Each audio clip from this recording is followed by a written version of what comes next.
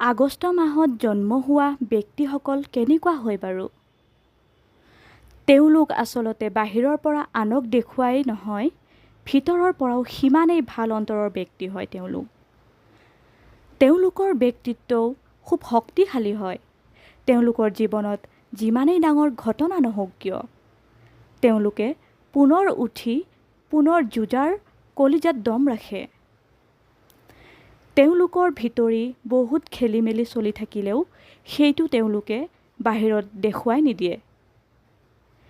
বাহিৰৰ পৰা দেখিলে এনে লাগিব যেন তেওঁলোকৰ একো হোৱাই নাই।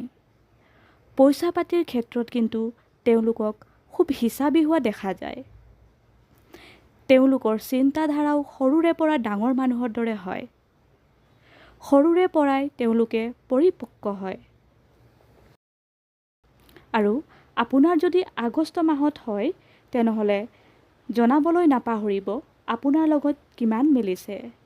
আনহাতে আপোনাৰ লগৰো যদি কোনোবা আগষ্ট মাহত জন্ম হৈছে, তেওঁলোককো এই ভিডিঅ'টো শ্বেয়াৰ কৰিবলৈ নাপাহৰিব।